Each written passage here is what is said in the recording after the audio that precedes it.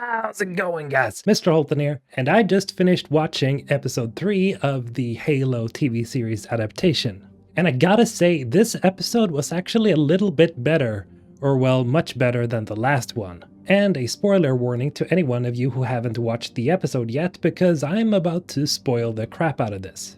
Okay? Ready? Let's go. So in episode 3 of Halo, we're getting a lot of exposition and dialogue. And I really mean a lot of dialogue and exposition, because we start off the episode seeing the origin of, at first, an unknown girl who's living a pretty crappy homeless life together with another kid friend of hers on some sort of industrial planet. Shortly after, her young friend gets killed in front of her by other humans, up until a team of elites drop into the place in search of an artifact, which proves to be the girl herself.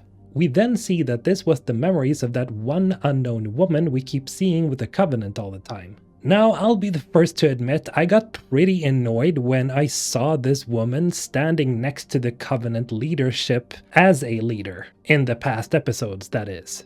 But this time around, I gotta be honest, I kind of liked seeing some sort of a backstory to her, because she has been this weird unknown ever since we first got introduced to her in episode 1.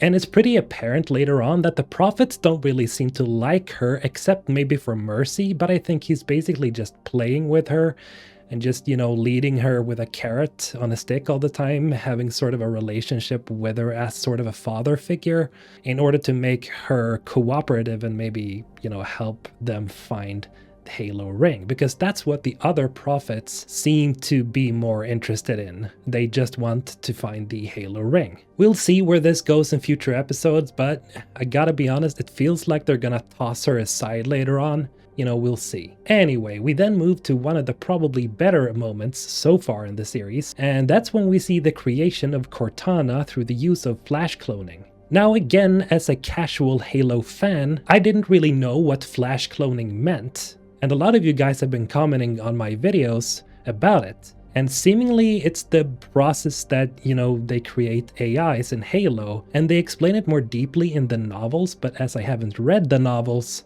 I didn't know what that meant. But after seeing it, I gotta say, it's pretty horrifying. Anyway, it results in the creation of the greatest AI waifu of all time, so I guess melting Halsey's clone was worth it. And then inserting Cortana into John's brain was also strange, as I don't remember his brain interacting with her other than her being a simple chip in his helmet. But hey, maybe this is just how it works, which, is fine, I guess. But let's talk about Cortana for a moment here. Because let's admit it, Cortana is probably the best thing out of this series so far.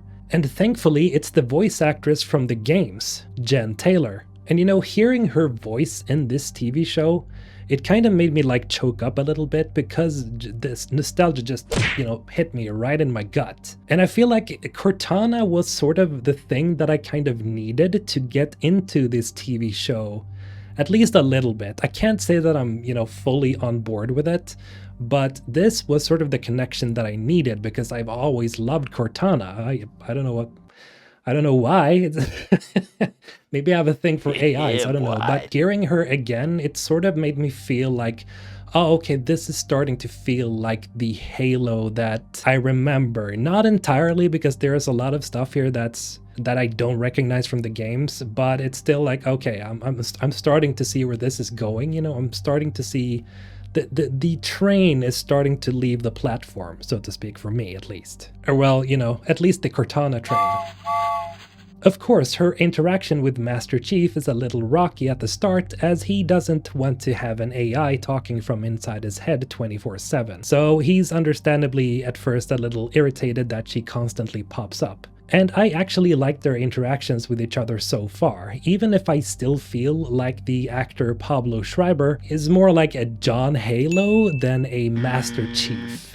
He starts kind of being a dick towards her, and you just can't help but feel bad for her. Oh, and she does not look nearly as bad as you would think from watching the trailer. Because in the trailer, she has this moment where she lights up and has this super expressive face, and it kind of looked strange.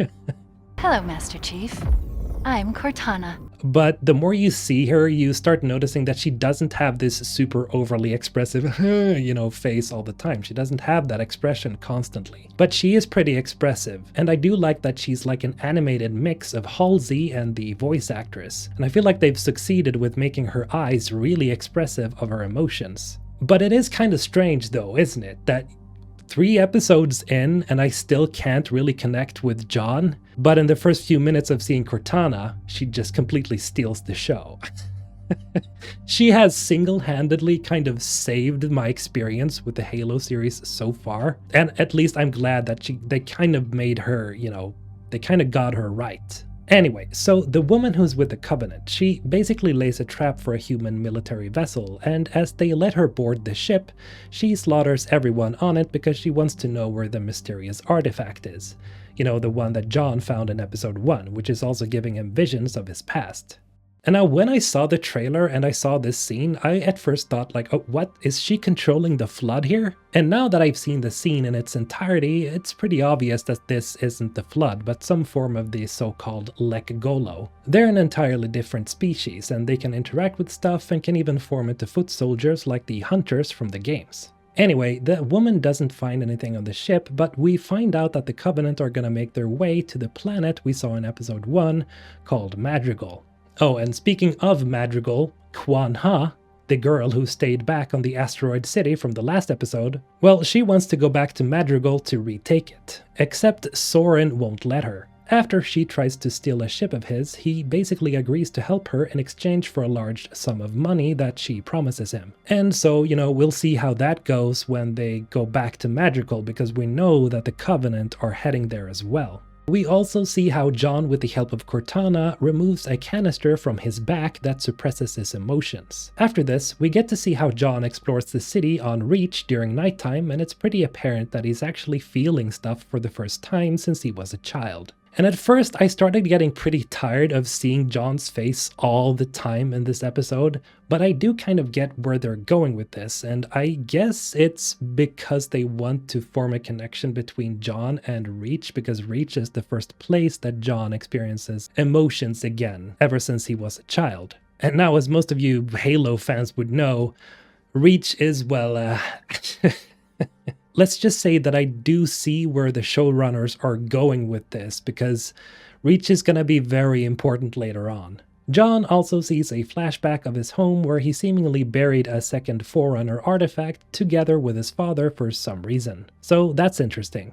Now, as you may have picked up throughout this video, I'm actually feeling somewhat more positive towards the series now that I've seen episode 3 than when I saw episode 1 and 2. Because it actually felt like we got some proper character development this time around. There's also a lot of setup for the future, especially the connection between John and Reach, and the fact that the Covenant are gonna go back to Madrigal, where also Kwan Ha is heading, and finally we get to see our girl Cortana and her first experience with Master Chief and other humans. All in all, this was a pretty solid episode, if I may say so myself. It was pretty slow, but not as slow as episode 2, and we finally got some more meat on the bones for the characters. Weirdly enough, I still don't care too much about Kwan Ha.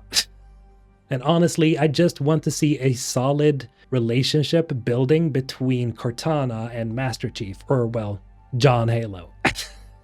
And finally, maybe we'll start seeing this Halo magic that we've all grown to love throughout the years. Anyway, what do you guys think? Let me know in the comments below. And as always, have a great day, guys. MrHulthen, signing out.